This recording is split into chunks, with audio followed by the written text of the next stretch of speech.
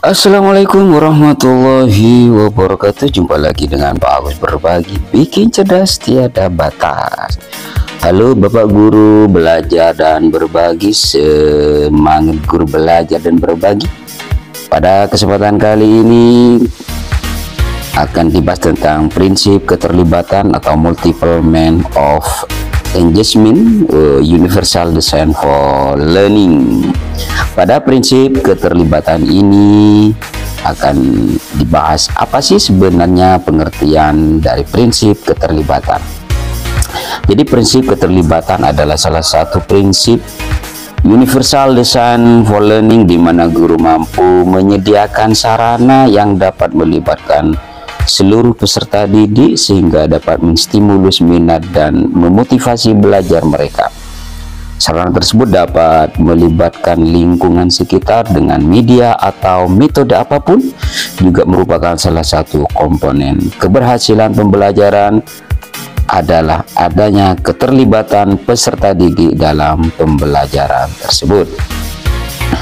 Nah, pada kesempatan ini prinsip keterlibatan yang akan dibahas adalah tentang menstimulus minat peserta didik.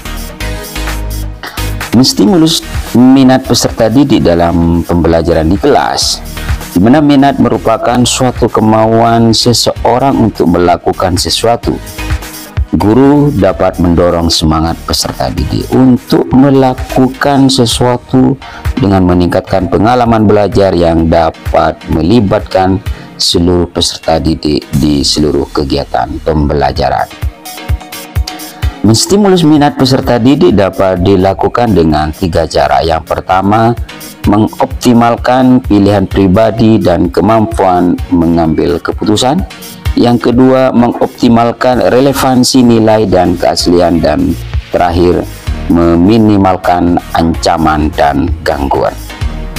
Itu yang pertama, terkait dengan pengoptimalan.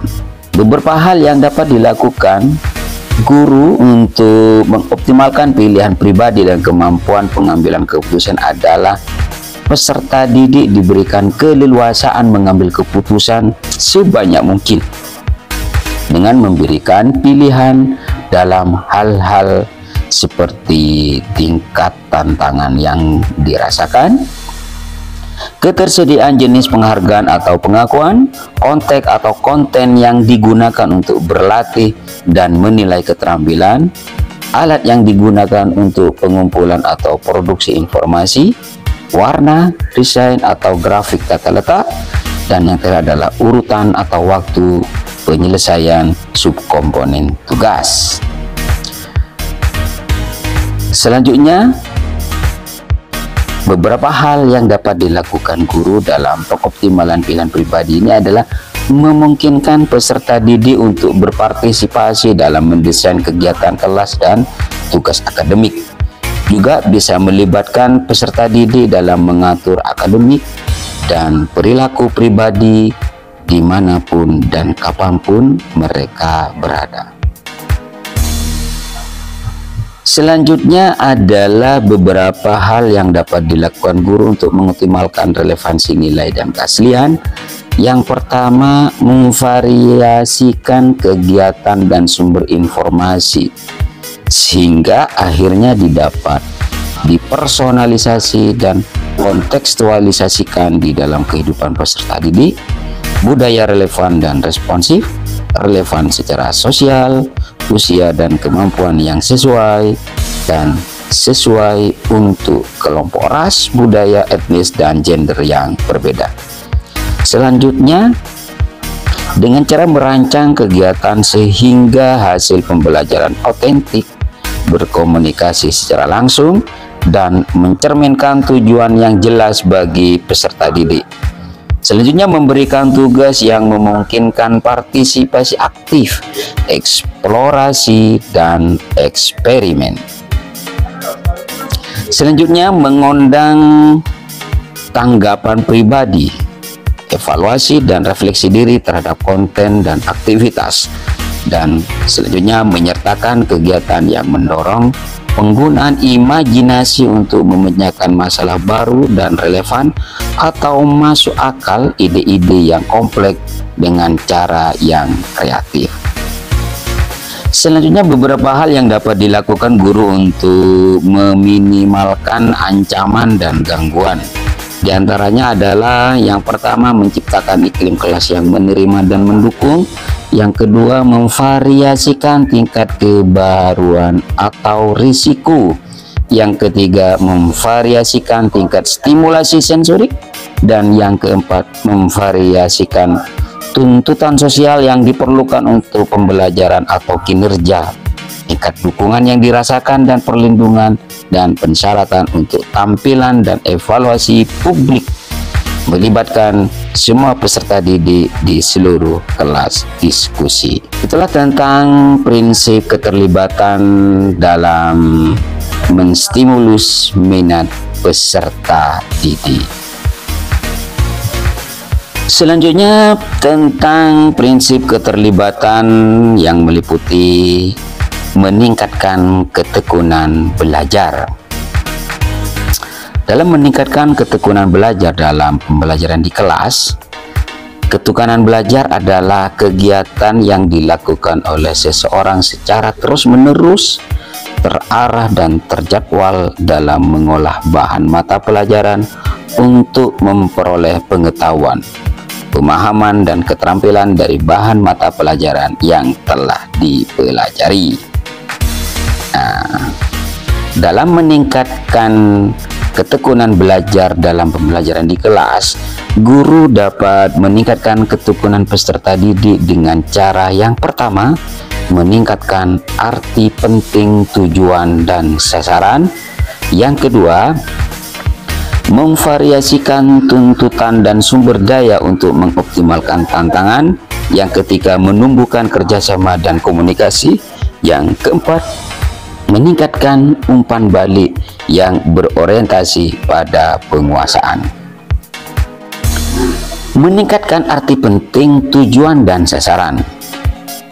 Beberapa hal yang dapat dilakukan guru untuk meningkatkan arti penting, tujuan, dan sasaran adalah yang pertama, meminta peserta didik untuk secara eksplisit merumuskan atau menyatakan kembali tujuan.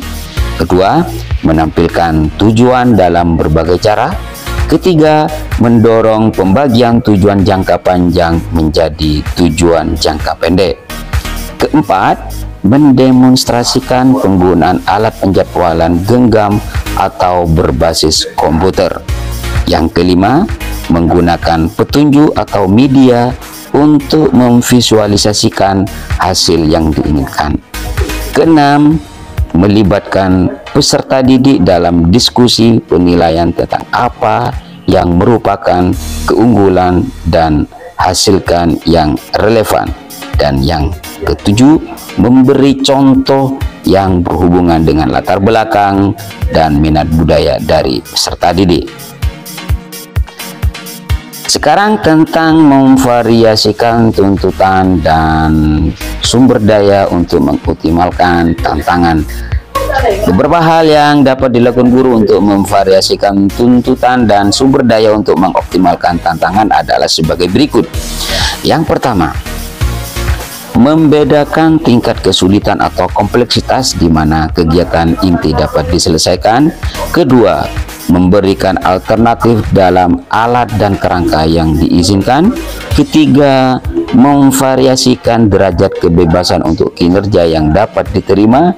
Dan yang keempat, menekankan proses upaya peningkatan dalam memenuhi standar sebagai alternatif evaluasi eksternal dan kompetisi.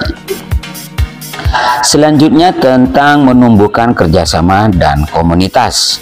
Beberapa hal yang dapat dilakukan adalah yang pertama, membuat kelompok belajar kooperatif dengan tujuan, peran, dan tanggung jawab yang jelas.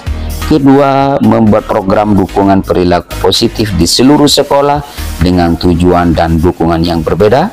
Ketiga, memberikan petunjuk yang memandu peserta didik tentang kapan dan bagaimana meminta bantuan teman sebaya dan atau guru.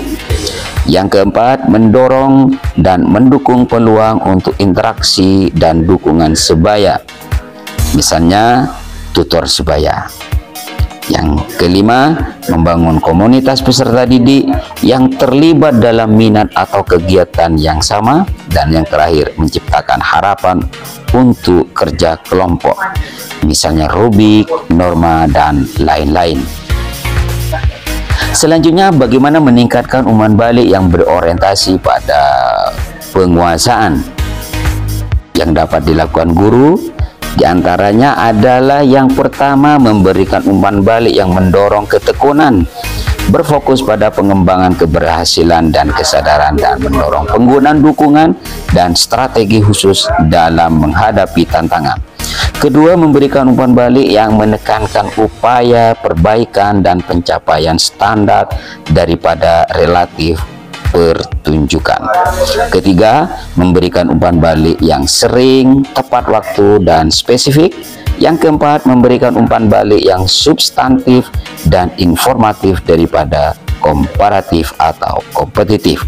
Dan yang terakhir, memberikan umpan balik yang memodelkan bagaimana mengabulkan evaluasi, termasuk mengidentifikasi pola kesalahan.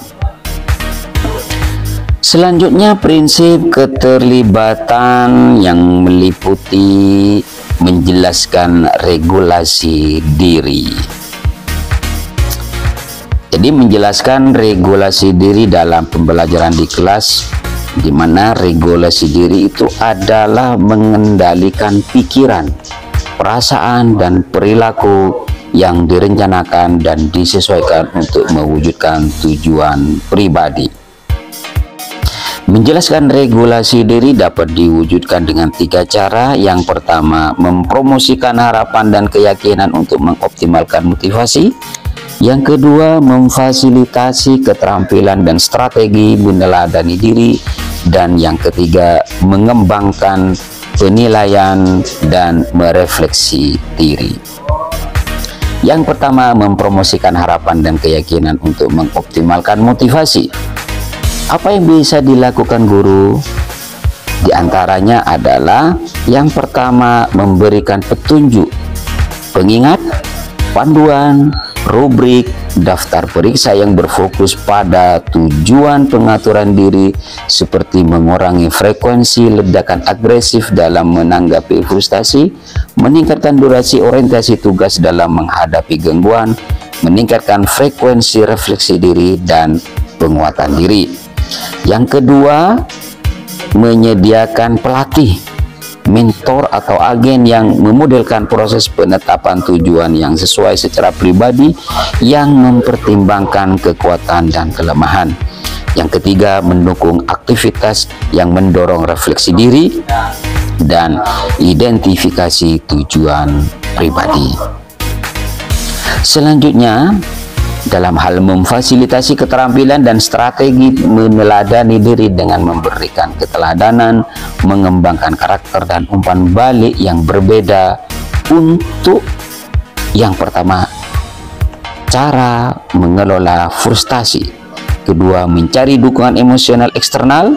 Ketiga, mengembangkan pengendalian diri dan keterampilan mengikuti perkembangan zaman. Dan yang keempat, menangani kecemasan diri dengan tepat dan mengetahui kelebihan diri dengan mengambil contoh pada kehidupan sehari-hari, sehingga peserta didik dapat mengenali dirinya sendiri.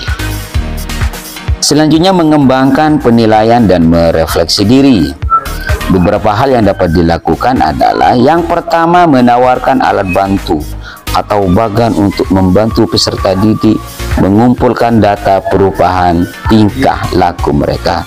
Yang kedua, melaksanakan kegiatan yang melibatkan lingkungan sekitar sehingga peserta didik dapat langsung menerima umpan balik untuk mengembangkan karakter, seperti bagan, dokumen, tampilan umpan balik, guna mendukung peningkatan pemahaman secara tepat. Itulah 3 prinsip keterlibatan yang meliputi menstimulus minat peserta didik, kedua meningkatkan ketekunan belajar, Dan yang ketiga, menjelaskan regulasi diri. Baik Bapak Ibu sekalian, terkait dengan prinsip keterlibatan atau multiple means of engagement di Universal Design for Learning UDL. Semoga bermanfaat. Bersama Pak Agus berbagi, bikin cerdas tiada batas. Wassalamualaikum warahmatullahi wabarakatuh.